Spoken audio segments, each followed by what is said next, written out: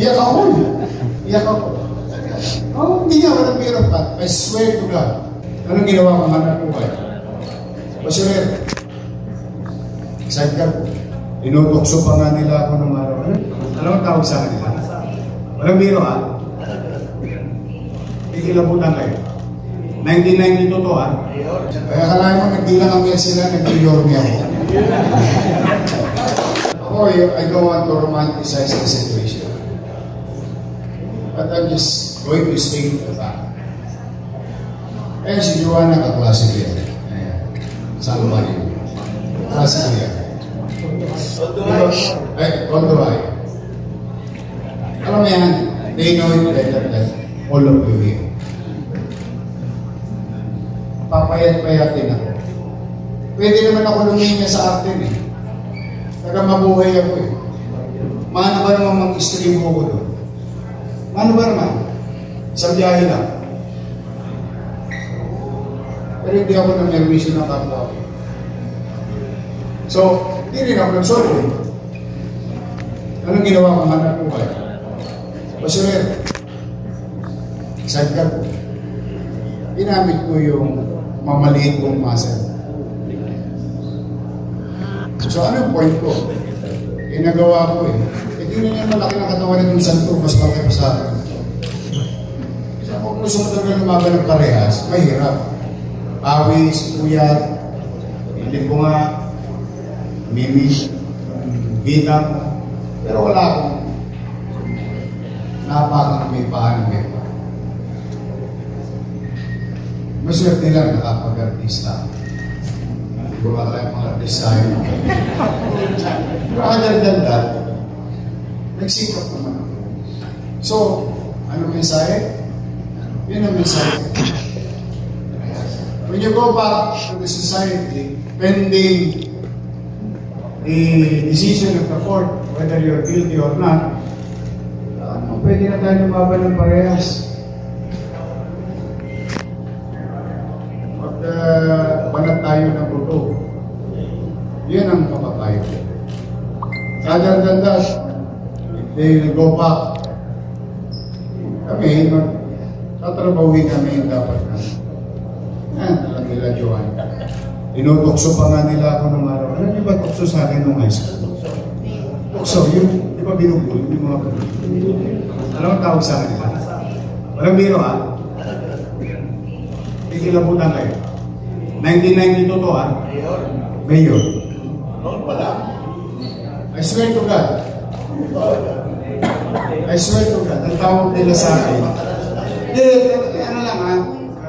Total patapusan tayo. Ayun kasi sinungaling. Sinasabi kong basurero, psycho, matutuntun din naman ako. Totoo yun eh. Ang tawag nila sa akin, inupunin nila ako mga Mayor, bakit Mayor ang tawag sa akin? Kasi may programa no, si Mayor Mel Lopez sa Malapit Nawa. Let's keep Manila clean and green. Abutin ang basura. Basurero ko. Kaya tawag nila sa akin, niloloko nila ako ng mga Mayor. Iyak ako eh. Pero kung binatilyo na ako, nabubuli pa. Iyak ako. Oh, hindi nga walang biro pa. I swear to God. Ang tawag nila sa akin, Mayor. Kalahin ko, hindi, pag-isulto yun. Kaya ginawa ko, pero mo ko sarili ko. Parang basurero, kusay ka po. Kaya kalahin mo, nagdilang ang yan sila, nag-yorme ako.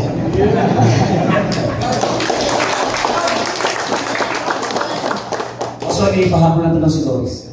Doris.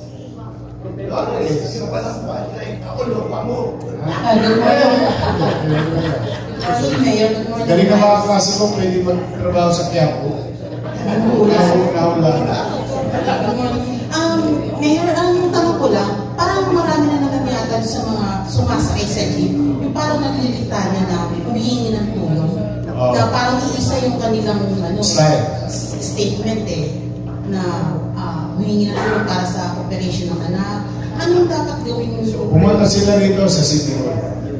Kanina, nakita nila General yung sulat sa akin ng taong bayan. binabasa ko kanina. I've been doing it since Saturday. So laki rito. Good things come to those who wait. Kaysa delikado pa yan, sasakay sila ng jeep, sasabit sila. Baka mamaya, madisgrasya pa sila.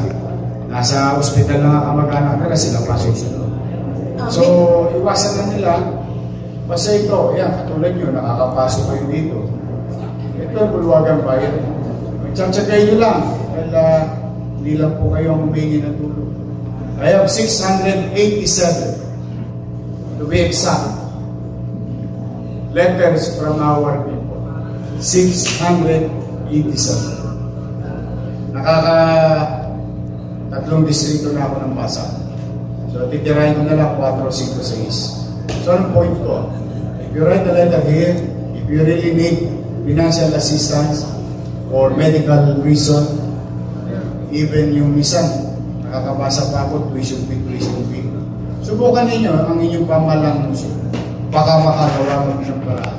In our own little way, maibsan namin o ma-resolve namin yung mga kailangan lang nila. Kaysa, magpapakasakali sila sa jeep na baka mamaya na-disgrasya pa sila.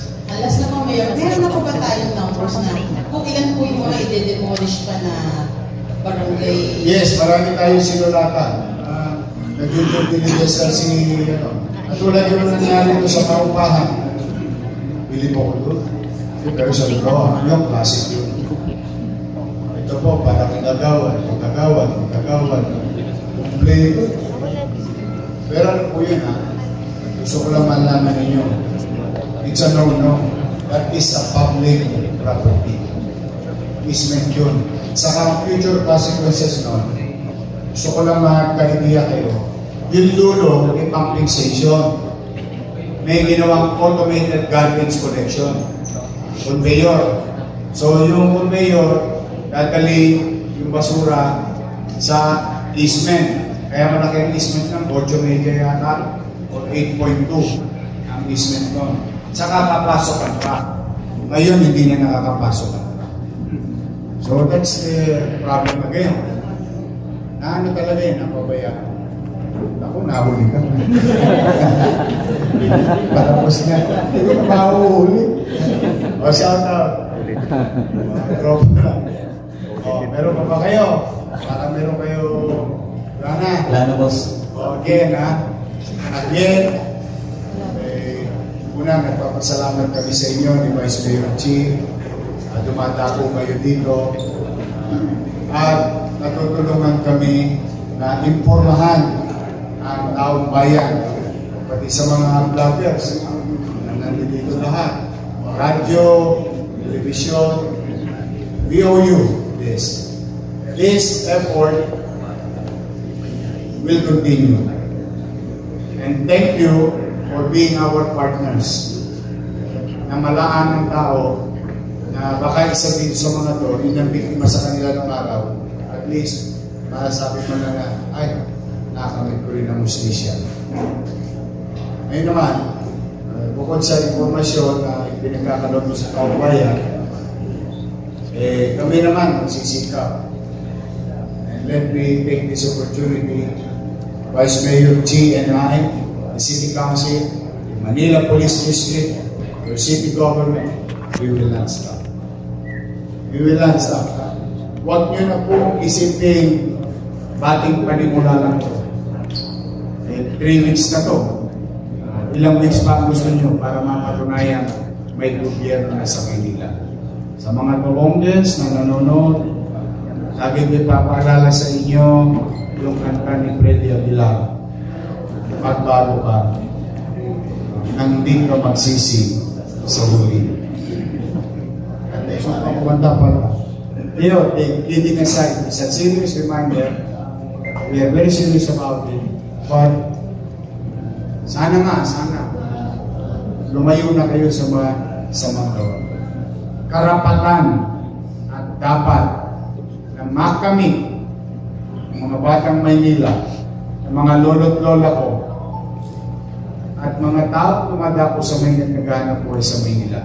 Magkaroon ng malinis at panatag ng pamumuhay sa Kapitolyo ng bansa. Muli, I need your help. I need everybody's cooperation because together, we can make this city great again. Maraming salamat. Palain nawa kayo ng buong may kapal. Happy Monday and Manila.